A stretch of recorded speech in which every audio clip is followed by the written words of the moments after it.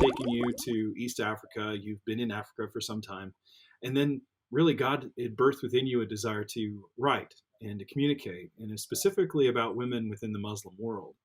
And so, what was the real impetus that you felt you needed to write this book, or that God was really calling you to write this book?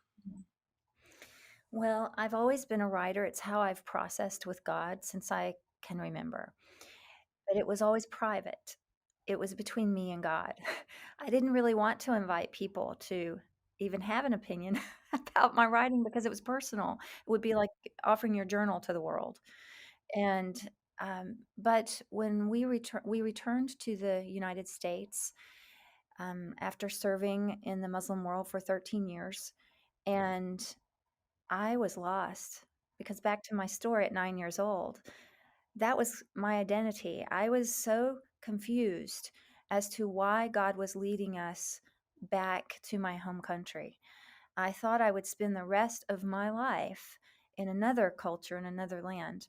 What I did not know is that the Arab Spring would happen and that suddenly my home country and many other Western countries would experience an absolute influx of Muslim peoples Mhm. coming into our countries, fleeing from war and so much tragedy, needing care and attention, compassion, and help.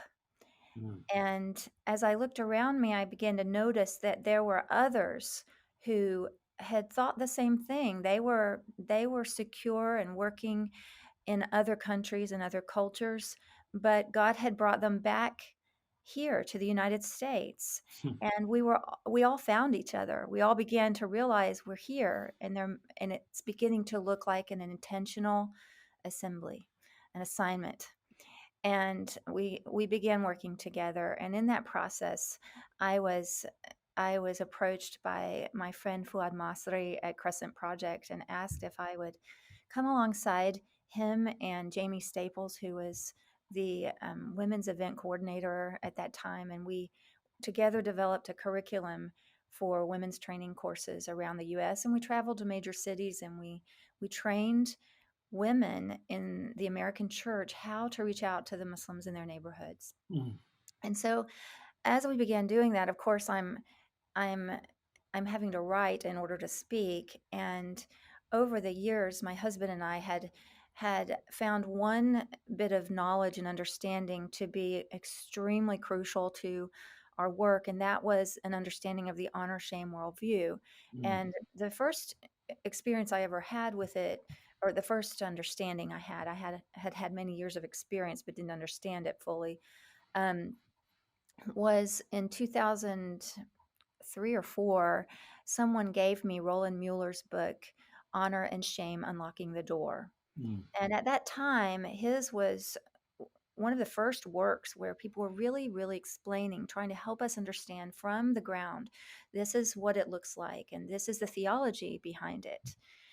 We can see the themes of honor and shame throughout Scripture, and but that was the only tool we had for many years before others like Jason Georges and Werner Mischke and others have written many other wonderful books, David De Silva. Um, but that is all we had on the ground, on the front lines working. And so as we began training churches around the United States, I began speaking about that and realizing that they didn't understand it either, and that it was key to seeing our Muslim neighbors, to seeing the way they saw the world.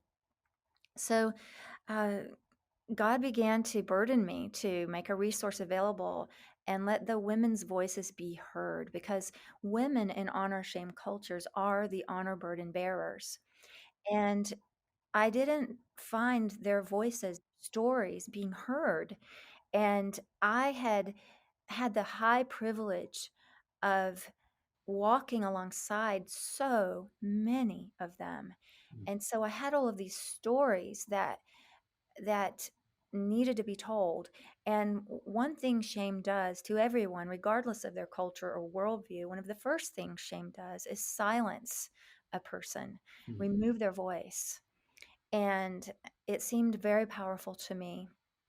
And one day I had an experience with the Lord in prayer where it was very clear to me he wanted me to write this book. So I asked him, I was headed to Chicago, up where you are, and I asked him to confirm it to me. And the very next day, I taught a lecture on the honor shame worldview, and a young woman walked up to me afterwards. She was Afghan, and she said to me through tears, she said, "Thank you. No one's ever explained my worldview to me Hmm. before. Will you write a book about this?" Wow. And so then I was weeping because she didn't know that I had just knelt in prayer the day before and asked God to confirm this to me. And from how she was talking, I could sense that she was walking with Jesus now, but it hadn't been very long. And I asked her, "How long have you been a follower of Jesus?" And she said, "Just a few months."